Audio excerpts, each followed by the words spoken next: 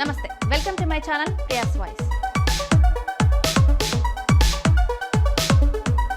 భారతదేశ డిజిటల్ చెల్లింపుల వ్యవస్థలో ఎప్పటికప్పుడు కీలక మార్పులు చోటు చేసుకుంటున్నాయి.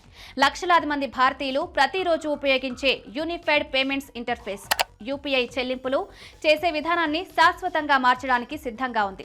చెల్లింపులు చేసేటప్పుడు మీరికపై 4 లేదా 6 అంకెల పిన్ను గుర్తుంచుకోవాల్సిన అవసరం లేదు, నమోదు చేయవలసిన అవసరమూ లేదు.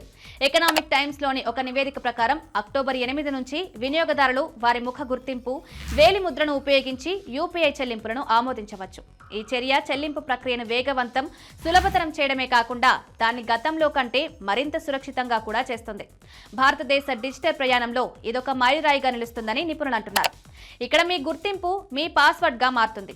యూపీఐ నెట్వర్క్ నిర్వహిస్తున్న national payments corporation of India ముంబైలో జరిగే గ్లోబల్ ఫిన్టెక్ ఫెస్టివల్లో ఈ అత్యాధునిక ఫీచర్ను ప్రదర్శించాలని యోచిస్తుంది.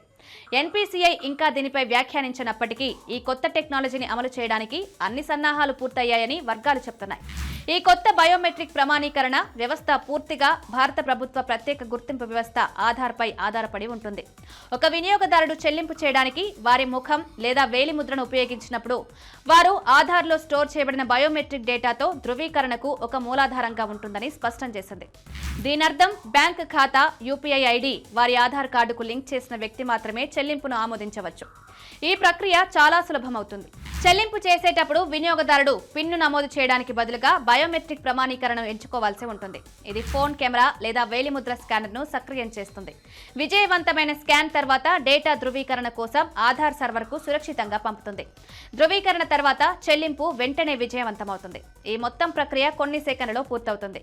చెల్లింపు అనుభవాన్ని సజావుగా, ఇబ్బంది లేకుండా చేస్తుంది. ఈ చొరవ ముఖ్యంగా వారి పిన్ను గుర్తుంచుకోవడంలో ఇబ్బందున్న వారికి లేదా భద్రత గురించి అదనపు జాగ్రత్తలు తీసుకునే వారికి ప్రయోజనకరంగా ఉంటుంది. యూపీఐలో బయోమెట్రిక్ ప్రమాణీకరణను చేర్చాలనే నిర్ణయం అకస్మాత్తుగా జరిగింది కాదు. ఇది రిజర్వ్ బ్యాంక్ ఆఫ్ ఇండియా ఇటీవల జారీ చేసిన మార్గదర్శకాల కారణంగా జరిగింది. చెల్లింపు వ్యవస్థలో భద్రత, ఆవిష్కరణను ప్రోత్సహించడానికి ఆర్బీఐ ప్రత్యామ్నాయ ప్రమాణీకరణను పద్ధతులను అనుసరించింది.